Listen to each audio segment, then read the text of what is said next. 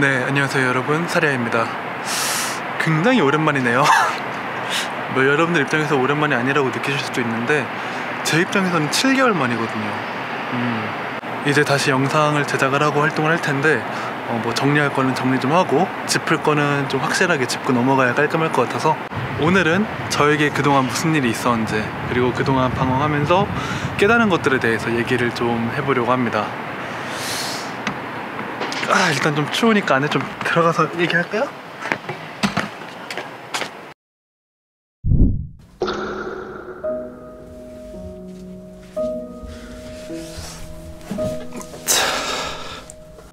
그동안이라고 얘기하기엔 좀 과거에 이르지 않나 싶기는 한데 2015년 9월에 어떤 진로, 진학, 가정, 친구, 연애, 군대 이런 거와 관련된 문제들이 한꺼번에 터졌어요. 뭐 이전에도 짜잘짜잘하게는 문제가 많았는데 그때 하필이면 이 모든 것들이 다 맞물려서 터져버린 거죠. 뭐 아주 자세한 거는 얘기하기가 어렵지만 뭐 그때를 기점으로 우울증이 본격적으로 시작이 됐었어요. 그리고 그동안 그것으로부터 벗어나기 위해서 정말로 많은 것들을 해왔는데 딱 한 가지를 제외하고는 모두 희망을 비추지 못한 채 그냥 내려가고 말았죠.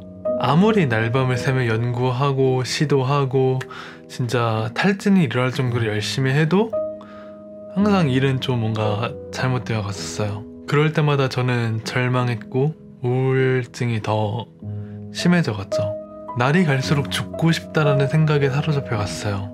그러다가 어느 날 문득 깨달은 것이 있습니다. 그러니까 이 죽고 싶다라는 그 말 앞에는 이렇게 살 바에는 이라는 말이 붙어 있었다는 거를. 제가 정말로 죽고 싶었다면 죽었을 거예요. 왜 나는 자살을 계획을 하면서도 그 고통과 후유증을 염두에 두고 있는가? 왜 죽기 전에 하고 싶은 그 버킷리스트를 작성하면서도 나는 울고 있었을까? 이것들의 정체는 과연 무엇일까? 잘 생각해보면 이렇게 살 바에는 이라는 말은 지금의 삶이 만족스럽지 않다는 거고, 그 말은 현재의 삶에 뭔가 변화가 필요하다는 얘기죠. 어떻게 원하지 않는 삶에서 변화를 줄 수 있을까? 저 같은 경우는 각종 뭐 철학들이나 뭐 우울증 관련 책이나 종교를 좀 찾아봤어요. 왜냐면 숫자에 대한 교과서를 수학이라고 하잖아요. 수학 교과서.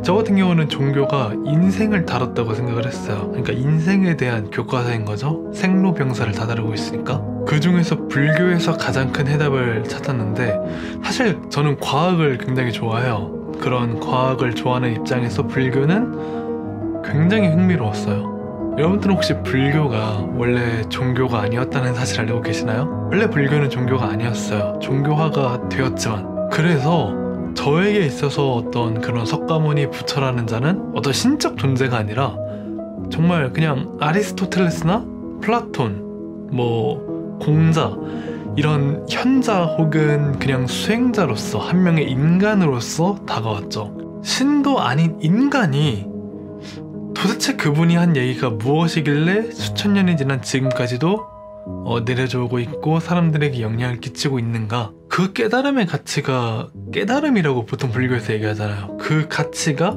얼마나 큰 것인가? 그래서 2018년 8월쯤부터 수행생활을 시작을 했습니다. 이 수행생활은 저의 까르마를 바꾸는 것이기 때문에 초반에는 격한 깨달음과 동시에 격렬한 거부 반응을 동시에 겪어서 좀 혼란스럽기도 했어요. 무엇인가를 깨우치는 그런 기쁨과 까르마로 인한 회귀가 공존하는 이런 혼란스러운 상황에서 가끔은 우울증이 더 극심해지기도 했죠. 수행생활을 한 지 1년이 좀 넘은 지금도 마음이 출렁이고 있기는 하지만 그래도 그때보다는 조금은 고요해진 것 같아요. 원래 변화를 가지려면 1000일 정도의 시간이 필요하다고 하더라고요. 3년. 그래서 뭐 100일 기도, 뭐 1000일 행자, 뭐 이런 것들이 있는 거겠죠?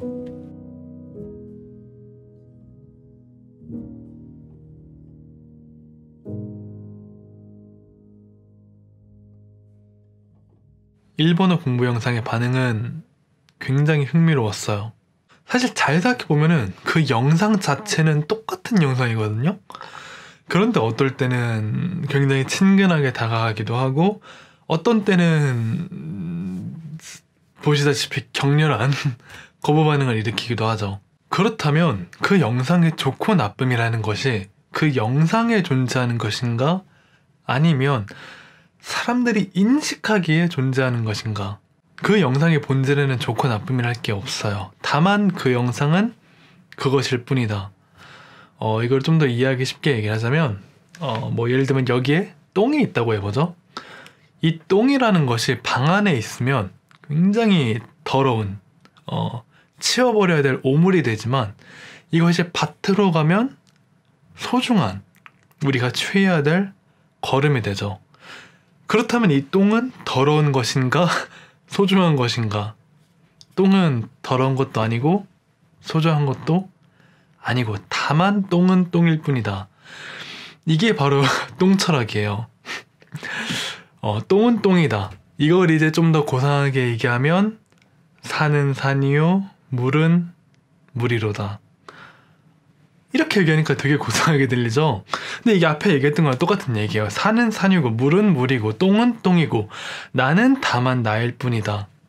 나라는 사람은 뭐 키가 큰 사람도 아니고 키가 작은 사람도 아니고 뭐 훌륭한 사람도 아니고 열등한 사람도 아니고 뭐 잘생긴 사람도 아니고 못생긴 사람도 아니고 다만 나는 나일 뿐이다. 바로 이것이 저를 세상으로부터 보다 자유로워지도록 해주었죠. 생각해보면은 제 우울증이 극심해지던 과정도 다른 사람들의 말에 영향을 많이 받았다는 걸 알 수 있었어요. 2016년 9월에 처음 올렸던 귀핥기 영상이 아주 좋은 예시가 되어주었죠. 당시 거의 9개월 동안 무명으로 있었던 제가 다른 사람들의 관심을 확 받게 된 것도 굉장히 당황스러웠는데 사람들의 비난과 욕설이 동시에 날아왔죠. 그런 일련의 상황들은 당시 우울증을 앓고 있던 저에게 좀 큰 상처가 되었어요. 그 이후로도 수많은 방황을 하게 되었죠. 하지만 제법이 공허다는 이 깨달음이 저를 다른 사람들의 시선이나 말로부터 자유로워지도록 이끌어주고 있죠. 자, 일본어 공부 영상을 다시 한번 살펴보면은 어떤 시기에 따라서 사람들의 반응이 달라지는 건 지극히 자연스럽고 당연한 일이에요. 사실 사람들이 그렇게 욕을 할 거라는 것도 7월 22일 날 업로드 예약을 걸 때 이미 예상을 하고 있었고요. 사람들은 예상대로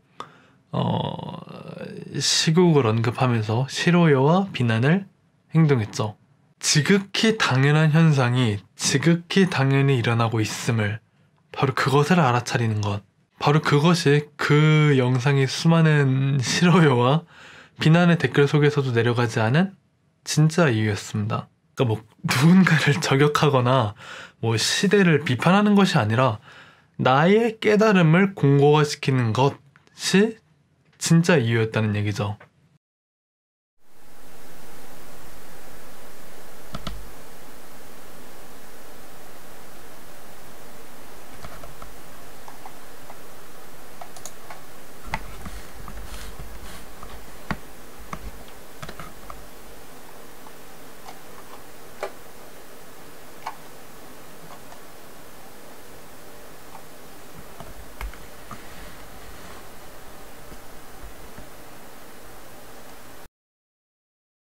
일반적으로 사람들은 다른 사람들에게 욕을 함으로써 또는 칭찬을 함으로써 그 사람이 내가 원하는 대로 행동을 바꾸도록 또는 그 행동을 유지하도록 유도하죠.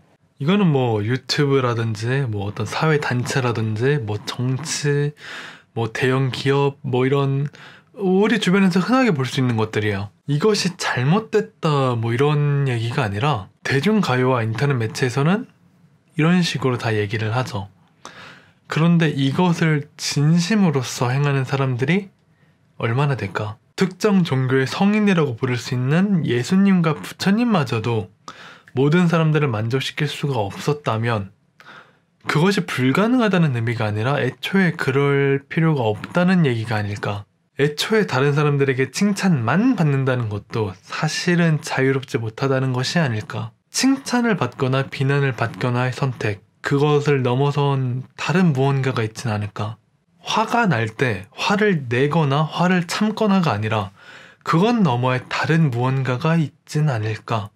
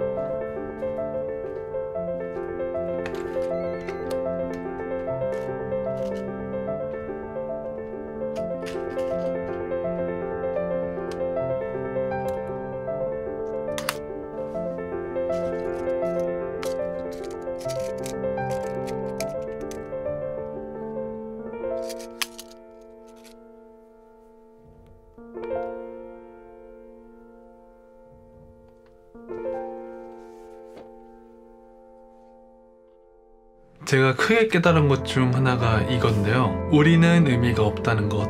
다시, 우리는 의미가 없습니다. 우리가 하는 모든 것이 사실은 의미가 없다는 것.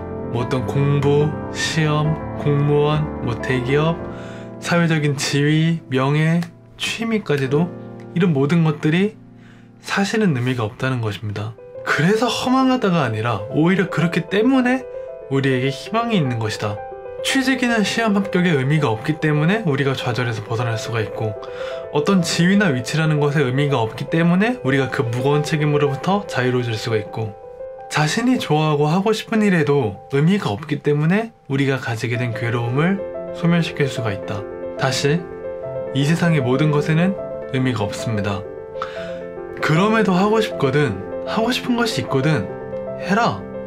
그러나 그것이 안 된다고 괴로워할 것은 아니다. 애초에 그것엔 아무런 의미가 없으니까. 저 산의 정상을 가도 의미가 없기 때문에 산을 오르는 것이 괴롭지 않게 된다. 그래서 이런 얘기가 있죠.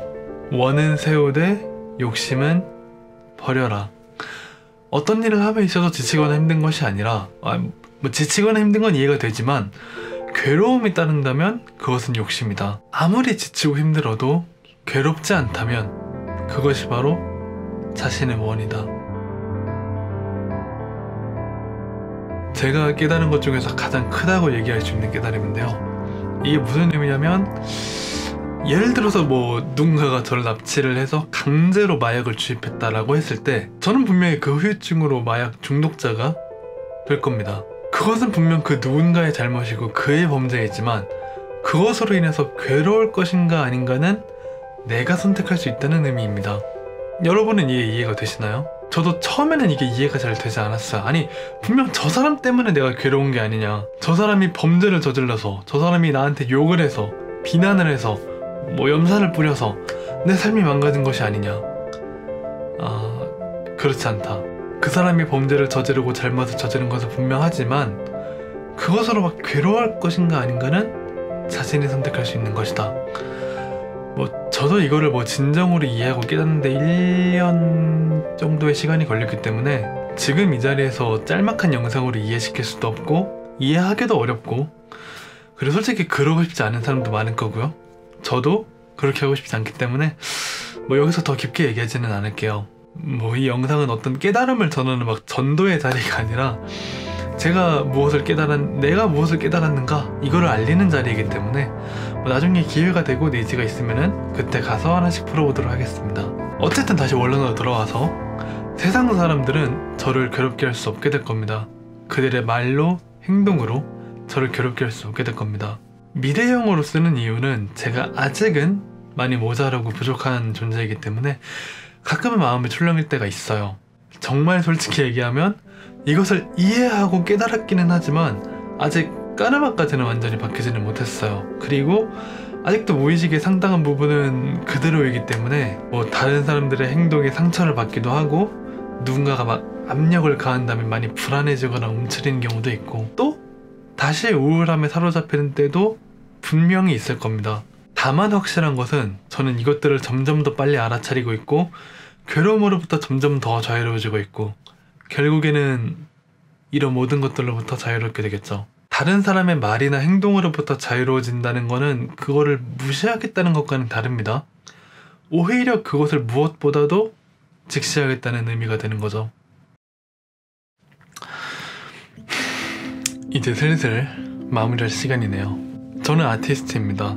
아티스트가 자신의 활동의 장으로 자리를 잡은 것이 유튜브일 뿐 유튜브에만 제 모든 가치를 잡아두지는 않을 거예요. 설령 유튜브가 없어지더라도 저는 저의 영향력이 유지되는 것을 원합니다. 그래서 채널 운영에 대해서 정말 고민이 많았는데 결과적으로는 이렇게 하기로 했어요.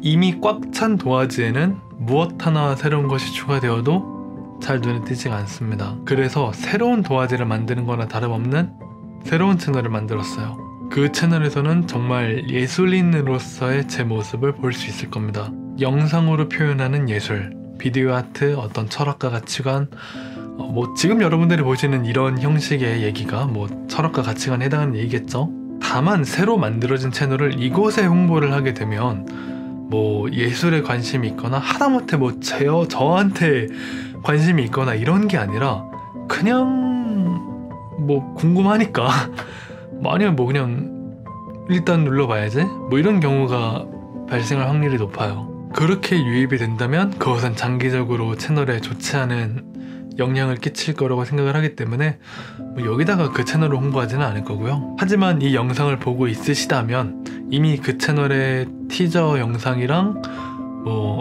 예술 영상 하나가 올라갔을 거니까 제가 하는 예술에 관심이 있으시다면 의외로 또 쉽게 찾으실 수 있을 겁니다. 그리고 지금 이 채널은 ASMR만을 국소적으로 하는 것이 아니라 보다 넓은 엔터테인먼트적인 활동을 하고 싶어요. 여러분들이 흔히 유튜브 크리에이터라든지 스트리머라든지 그런 거를 떠올리면 느껴지는 바로 그런 것들이요. ASMR은 당연히 있어야 하고 라디오라던가 노가리 아니면 게임이라던가 메이크업이라던가 브이로그, 피아노 이런 지엽적인 것들은 그때그때 추가가 되거나 변경이 될 수 있는데 근본은 똑같습니다. 본질적인 거는 가볍게 즐길 수 있는 유익거리들, 즉 이 채널에서는 보다 가볍게 즐길 수 있을 만한 컨텐츠를 제공하자라는 것이 일단은 지금의 생각이에요. 채널이 난잡해질 위험이 있지 않느냐라고 생각하실 수 있고 저도 그 생각을 했는데 어차피 이제는 이 채널은 과거에 그때처럼 엄청 잘 뜨게 만들어야 돼 이런 식으로 연구하면서 진행을 하지 않은 거기 때문에 보다 저도 즐기는 마음으로 활동을 하고 싶어요. 그런 즐기기 위한 활동들을 여기서 하고 싶고요. 한번 차근차근 시도해 봐야죠. 뭐가 됐든 굉장히 재밌을 것 같습니다. 자, 이제 정말 마무리할 시간이네요. 저에게는 많은 어려움과 슬픔과 어떤 괴로움과 우울함들이 있었고 그건 아마 제가 죽을 때까지도 저를 따라다닐 거예요. 하지만 저는 그것들 덕분에 오히려 정말 많은 것들을 깨달을 수 있었고 정신적으로도 많이 성장할 수가 있었어요. 그것들을 부정하거나 미워하는 것이 아니라 나의 또 다른 인생 동반자로서 받아들이고 나를 사랑하는 마음으로 기꺼이 그런 슬픔과 괴로움마저도 포용하자. 바로 이것이 이번 영상을 통해서 여러분들에게 전달하고 싶은 핵심 내용이라고 할 수 있겠습니다. 다소 어려운 내용도 있었는데 끝까지 시청해주셔서 감사하고요. 저는 그럼 이만 물러나 보도록 하겠습니다. 앞으로 재밌는 영상들이 많이 올라올 거니까 그것들도 관심 있게 봐주시면 감사하겠고요. 그럼 저는 다음에 또 다른 영상으로 찾아뵙도록 하겠습니다. 감사합니다.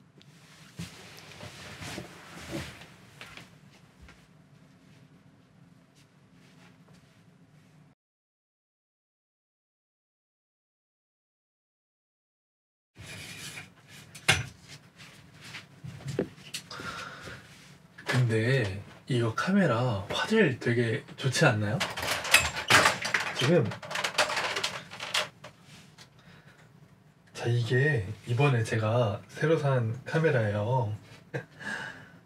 이 카메라가 파나소닉 루믹스 S1 파나소닉 루믹스 S1의 2405 렌즈 기술을 구매를 했고요. 이 카메라에 대해서 얘기를 하려면 제가 이 카메라를 사기 위해서 돈을 벌었던 그 시절로 넘어가지 않을 수가 없는데요. 제가 그때 당시 12시간 반씩 일을 하면서 하루에 투잡을 했어요. 그렇게 투잡을 하면서 3개월 넘게 일을 하면서 돈을 벌었고, 그러면서 산 게 이번 카메라인데, 이번 카메라를 제가 선택한 이유는 아주 단순하게 얘기해서